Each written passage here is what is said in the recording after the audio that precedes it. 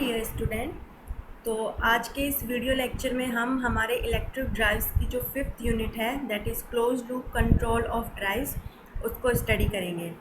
तो close loop control of drives को पढ़ने के लिए हमें सबसे पहले ये देखना होगा कि what is the close loop system and what is the open loop system. अब चूँकि ये close loop control system and open loop control system दोनों ही ईजी से टॉपिक है। कंट्रोल सिस्टम में हम सब कुछ पढ़ चुके हैं, फिर भी कंट्रोल सिस्टम में ये सब क्लोज लूप ओपन लूप बहुत ही ज़्यादा डिटेल में होता है। बट चूँकि हमें यहाँ डीसी ड्राइव्स को कंट्रोल करना है थ्रू ओपन लूप और थ्रू क्लोज लूप, तो हम जस्ट एक बेसिक ओवरव्यू देखेंगे what is close loop control drives and what is the open loop control drives. ठीक है, तो close loop control of drives, जैसा कि हमें पता है कि क्लोज लूप कंट्रोल ऐसा कंट्रोल लूप होता है जिसमें आपका जो आउटपुट होता है वो एज ए फीडबैक यूज़ होता है इनपुट में। वहाँ पे सेंसर्स लगे होते हैं फीडबैक पाथ में, वो सेंसर जो होते हैं वो आपके आउटपुट को सेंस करते हैं, उसके बाद वो इनपुट पे सेंड कर देते हैं। वहाँ पे हमारे इनपुट पर कंपैरिजन होता है, हमारी जो सेट वैल्यूज़ होती हैं रेफरेंस वैल्यूज़ और जो हमारे फीडबैक से आ रहा है उसका कंपैरिजन होकर सिस्टम जो है वो अपने आप को ऑटो करेक्ट कर लेता है या सेल्फ एडजस्ट कर लेता है। तो ये फॉलोइंग कुछ इसकी एडवांटेजेस होती हैं या रिक्वायरमेंट है जिनके लिए हमें क्लोज लूप कंट्रोल करना ज़रूरी है। तो सबसे पहला होता है enhancement of speed of torque, second is to improve the steady state accuracy and third one is the protection. ये हमारे कुछ रिक्वायरमेंट्स हैं जिन्हें फुलफ़िल करने के लिए हमें close loop control of drive करना पड़ता है। अब किसी भी क्लोज लूप सिस्टम के जो मेन पार्ट्स होते हैं वो क्या क्या होते हैं? Controller, converter. अब चूँकि यहाँ हम डीसी ड्राइव को कंट्रोल करेंगे तो current limiter, current sensor etcetera, ये सब इसके इम्पोर्टेंट पार्ट होते हैं। जो कंट्रोलर होता है आपका ऑटोमेटिक कंट्रोलर या कंट्रोलर, वो इसमें सबसे जो मेन इम्पोर्टेंट पार्ट होता है वो कंट्रोलर ही है। कंट्रोलर में क्या होगा, जो आपकी एरर होती है, इनपुट होता है एरर और आउटपुट होता है जो होता है, मतलब कंट्रोलर का जो आउटपुट होता है वो फंक्शन ऑफ एरर होता है और इनपुट इसका एरर। अब क्या एरर, कौन सी एरर? देखिए, क्लोज लूप कंट्रोल में हम फीडबैक यूज़ कर रहे हैं, वो फीडबैक जब हमारी सेट वैल्यूज़ के साथ में डिफरेंस होगा या कंपेयर होगा तो उससे एरर प्रोड्यूस होगा। वही एरर जो है वो हमारे कंट्रोलर के इनपुट पर जाती है और इस कंट्रोलर का जो आउटपुट होता है वो फंक्शन ऑफ एरर होता है। इसीलिए यहीं पर ही वो जो हमारे पी कंट्रोलर है, proportional controller, integral controller, derivative controller, अगर कंपोजिट की बात करें तो P I, P D and P I D, ये आपकी रिक्वायरमेंट पे डिपेंड करता है कि आपको कौन सा कंट्रोलर चाहिए, उस हिसाब से यहाँ पे हम कंट्रोलर यूज़ करेंगे। लेकिन इसका जो आउटपुट है वो हमेशा फंक्शन ऑफ एरर होता है। ओके, चलिए, अब जो कन्वर्टर होता है वो कन्वर्ट करता है वेरिएबल फ्रीक्वेंसी को फिक्स्ड फ्रीक्वेंसी में, या हम फिक्स्ड फ्रीक्वेंसी को वेरिएबल फ्रीक्वेंसी में भी कन्वर्ट कर लेते हैं। तो कन्वर्टर का काम ये हो गया। करंट लिमिटर का काम क्या करेगा? करंट लिमिटर, जैसा कि इसके नाम से शो हो रहा है कि करंट लिमिटर क्या करेगा, करंट को लिमिट करेगा। अगर वो अपनी मैक्सिमम सेट वैल्यू से राइज हो जाती है, अबव राइज होती है, तो उस करंट को ये क्या करेगा, सेट करेगा। तो ये हमारे कुछ करंट सेंसर क्या करेंगे, करंट को सेंस करेंगे। तो ये हमारा क्लोज लूप जो सिस्टम होता है उसके इम्पोर्टेंट इक्विपमेंट या इम्पोर्टेंट कह सकते हैं कंपोनेंट होते हैं, controller, converter, current limiter and current sensor. चलिए, अब जो हमारा नेक्स्ट है वो हम देखते हैं करंट लिमिट कंट्रोलर। यहाँ पे हमें करंट को लिमिट करना है तो ये उसके लिए क्लोज लूप कंट्रोल बनाया गया है। सिंपल, इसमें वी रेफरेंस है, ये कंट्रोलर है, ये कन्वर्टर है, ये आपकी मोटर है, यहाँ से आउटपुट है। आउटपुट मान लिया हमारी करंट के रूप में है, तो यहाँ पे हमने करंट सेंसर लगाया। करंट सेंसर इस मोटर की करंट को क्या करेगा, सेंस करेगा। ये हमारी थ्रेशोल्ड वैल्यू है, लॉजिक सर्किट है, जो भी हमें यहाँ पे रूल्स अप्लाई करना होता है। उसके बाद ये जो इनपुट है, फीडबैक का इनपुट और जो हमारे सेट वैल्यूज़ का इनपुट का जो डिफरेंस होगा वो इस कंट्रोलर के इनपुट पर जाएगा और ये वापस से आउटपुट देगा और ये आउटपुट जो है वो आपके सिस्टम के पैरामीटर के डायनामिक्स को चेंज करेगा to produce the required output. Okay, आपको जो भी करंट या जो भी आउटपुट चाहिए वो आपका जो ये क्लोज लूप कंट्रोल सिस्टम है ये एडजस्ट करके आपको दे देता है। चलिए, ये जो एरर होती है सेट वैल्यू और फीडबैक की, इनकी ये जो एरर है वो सिस्टम इस तरह से डिज़ाइंड होना चाहिए या सिस्टम का प्रोसेस इस तरह से होना चाहिए कि ये जो एरर है वो रिड्यूस होती जाए। ठीक है, अगर एरर रिड्यूस होती जाएगी तभी तो हम अपने डिज़ायर्ड आउटपुट की तरफ पहुंच पाएंगे।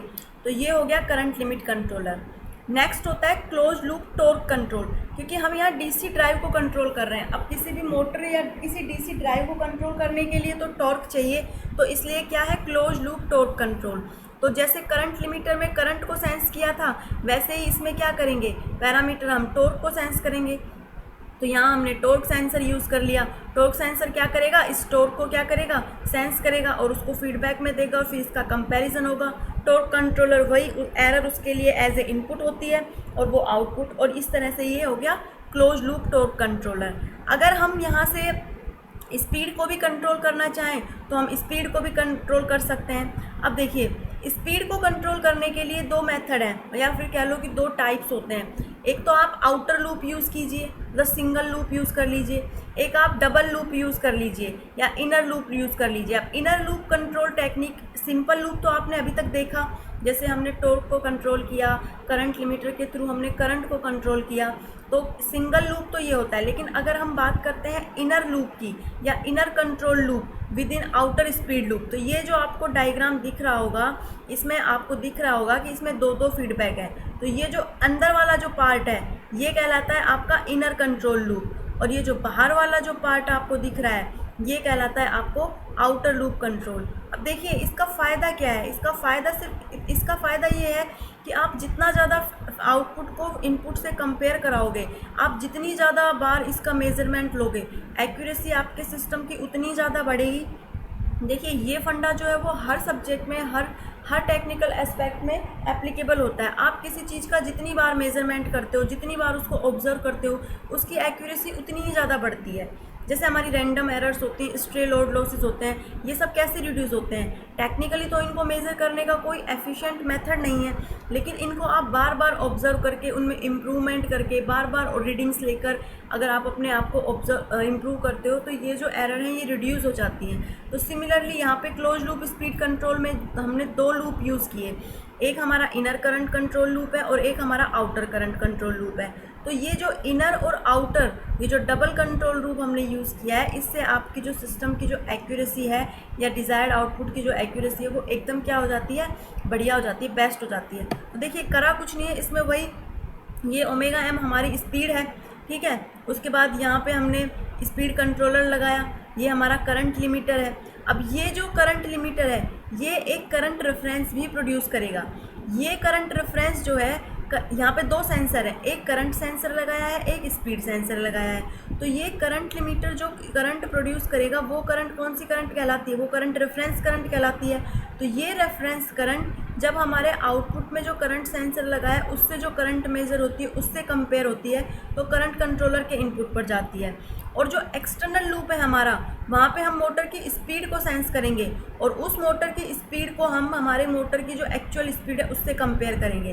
तो एक ही लूप में हमने एक ही ब्लॉक डायग्राम में हमने दो लूप लगा लिए और सिस्टम को ज़्यादा एक्यूरेट बना लिया, ठीक है। तो इसे कहते हैं इनर करंट कंट्रोल लूप। हमने एक में दो लूप लगा लिए, यहाँ पे हम करंट को भी वेरी कर सकते हैं और स्पीड को भी अकॉर्डिंग टू आवर रिक्वायरमेंट। चलिए अब हम बात करते हैं, अब ये तो था कि मल्टी लूप, मतलब एक ही ब्लॉक डायग्राम में अपन ने दो लूप यूज़ कर लिए, तो ये तो था मल्टी लूप। अब अगर हम बात करें मल्टी मोटर्स के लिए कि एक साथ हम बहुत सारी मोटर्स को क्या क्लोज लूप स्पीड कंट्रोल के लिए यूज़ कर सकते हैं, बिल्कुल कर सकते हैं। तो close loop speed control of motor drive को समझने के लिए आप ये डायग्राम देखिए, इसमें आपको दिख रहा होगा कि आपके जो मोटर के जो कोफिशिएंट है, हमने 3 मोटर यूज़ की, उसके लिए फर्स्ट मोटर का टॉर्क कंट्रोलर देखा, सेकंड का टॉर्क, थर्ड का टॉर्क, ठीक है। ये स्पीड कंट्रोलर है, ये हमारे प्रोपोर्शनल कंट्रोलर है। प्रोपोर्शनल कंट्रोलर का जो कोफिशिएंट होगा K1 होगा, K2 होगा, K3 होगा। सपोज इसके लिए फर्स्ट कंट्रोलर, इसके लिए फर्स्ट कन्वर्टर एंड मोटर, ये यहाँ से क्या होगा, इसका टॉर्क सेंस करेगा और यहाँ पे जाएगा। दूसरी मोटर है उसका टॉर्क सेंस करेगा, वो यहाँ पे इससे कंपेयर हो जाएगा। थर्ड का ऐसे होगा, और ये आपका लोड कनेक्ट है।